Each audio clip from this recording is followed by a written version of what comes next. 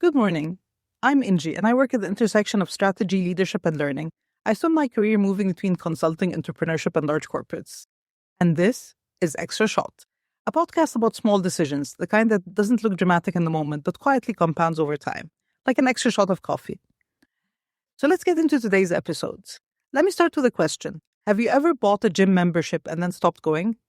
Or promised yourself you'd eat healthier on Monday, only to find yourself ordering dessert by Wednesday?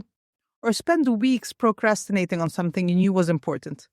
Most of us have, which raises an uncomfortable question. If we're intelligent people, why do we make decisions that work against our own interests? For decades, economists assumed human beings were rational. We gather information, we compare options, we choose what's best. Simple. Except reality doesn't quite work that way. We know we should save more, exercise more, learn more, scroll less, and yet somehow we don't. The problem isn't intelligence. The problem is that we are human. And that's where today's episode begins, because today we're talking about one of the most influential ideas in modern behavioral science. Not how people make decisions, but how decisions get designed. One of the most famous books ever written on this topic is Nudge by Richard Thaler and Cass Sunstein. The central idea is surprisingly simple. People rarely choose what is best. They often choose what is easiest. The path of least resistance. Think about that for a second. Not best, easiest. And if that is true, then the environment around us matters far more than we think. The layout of a website, the order of the options, the wording of the question, the default setting, the amount of friction involved. All of these things shape behavior, sometimes more than motivation does. Imagine two cafeterias. Same food, same customers, same prices. In the first cafeteria, fruit is placed directly at eye level, and desserts are tucked away. In the second cafeteria, desserts are front and center, and fruit is harder to get. Nobody removed freedom. Nobody banned cake. Nobody forced anyone to eat differently. And yet consumption patterns changed dramatically. Why? Because the environment changed, not the people. This is the essence of behavioral economics. Small changes in design can create surprisingly large changes in behavior. Now, here's where it gets even more interesting. Most of us assume we make independent decisions, but in reality, we're constantly responding to invisible architecture. Take default settings. One of the most famous examples in behavioral science involves organ donation. Some countries require citizens to actively opt into organ donation. Others make organ donation the default and allow people to opt out. Same choice, same freedoms, same human beings, completely different participation rates. Why? Because most people stick with the default, not because they've deeply analyzed the issue, because defaults are powerful. Which leads to a fascinating leadership question. What defaults exist inside your organization? Because culture is often just a collection of defaults. The default meeting length, the default way feedback is given, the default communication channel, the default attitude towards risk, the default response to failure. Every one of those defaults nudges behavior, whether intentionally or accidentally. One of my favorite concepts from Nudge is the idea of the choice architect. A choice architect is anyone who designs the environment where decisions happen, which means you as a manager are a choice architect. Teachers are choice architects. Parents, choice architects. Product designers, choice architects. Founders, choice architects. And whether we realize it or not, we are also choice architects in our own lives.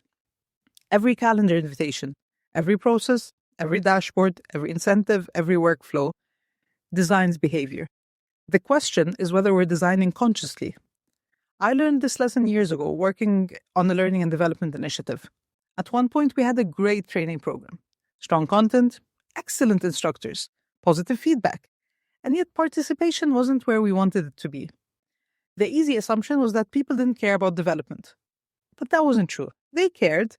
They were simply overwhelmed. Development was competing with emails, meetings, deadlines, client requests, performance targets. The issue wasn't motivation. The issue was friction.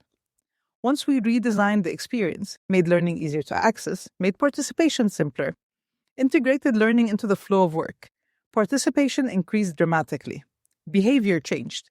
Not because the people themselves changed, because the environment we created for them did. This is where the conversation becomes personal. Because nudging isn't just something leaders do. It's something we can do for ourselves. Think about how many goals fail because we rely on willpower. Want to read more? Put the book on your pillow. Want to learn AI? Schedule 15 minutes every morning before opening email. Want to exercise? Lay out your workout clothes from the night before. Want to eat healthier? Make healthy food visible. Hide the unhealthy snacks. These sound trivial, but they're not, because motivation is unreliable. Systems allow you to scale, and most successful people are not necessarily the most disciplined. They're often better designers of their own environments. But there's another side to this story, and it's also very important. Because not every nudge is ethical. Social media platforms use nudges. Casinos use nudges. Retailers use nudges. Streaming services use nudges. Apps. The question isn't whether nudges exist. They always do. The question is who benefits from this nudge. The best nudges help people achieve goals they already want. The worst nudges exploit human weakness. One creates agency, the other creates dependency. And that's why leadership isn't just about influence. It's about responsibility. Because if you understand how behavior works, you also have a responsibility to use that knowledge wisely. This becomes especially relevant in the age of AI. As algorithms become increasingly good at predicting behavior, the ability to influence decisions become more powerful than ever. Recommendation engines, personalized feeds, dynamic pricing, behavioral targeting. The architecture of choice is becoming more sophisticated, which means understanding decision-making is no longer optional. It's becoming a core leadership skill, not just for marketeers, but for everyone. Because the leaders who understand behavior will design better experiences, build better cultures, create better products, and ultimately make better decisions. So here's your extra shot insight for today. We spend a lot of time trying to change people, but often the smartest move is to change the environment around them, because behavior is rarely just a function of character. It's so often a function of design. The meeting that people don't attend, the training that they don't complete, the habit that they can't sustain, the process that they keep avoiding. Sometimes the problem isn't motivation. Sometimes the architecture is working against the outcome. And once you see that, you start looking at the world differently. So your extra shot question for this week is, what's one behavior in your life, your team, or your organization that you've been trying to break through via willpower? Sheer power of will. You've been trying to fix it. When one actually needs redesigning is the environment around it. Because sometimes the most powerful decisions you make isn't the choice itself. It's the decision to redesign the conditions that make the right choice easier. And that, ladies and gentlemen, changes everything. Great leaders don't just make decisions. They design environments where decisions happen. And that's the extra shot. Not louder, not more forceful, just more intentional. This episode gave you something useful, an idea, a framework, or a question to sit with. Take a moment to like, share, and subscribe on your podcast listening platforms of choice. You'll get early access to upcoming episodes on leadership, career, AI, growth, and most of all, coffee. If you know someone trying to change behavior in a team, a business, or even themselves, send this episode their way. Because sometimes the biggest breakthroughs come from the smallest design choices. Meanwhile, for all of you excited about the FIFA World Cup, do follow us on TikTok for some interesting videos on what the business world can learn from football and our predictions for the upcoming games. See you all next time.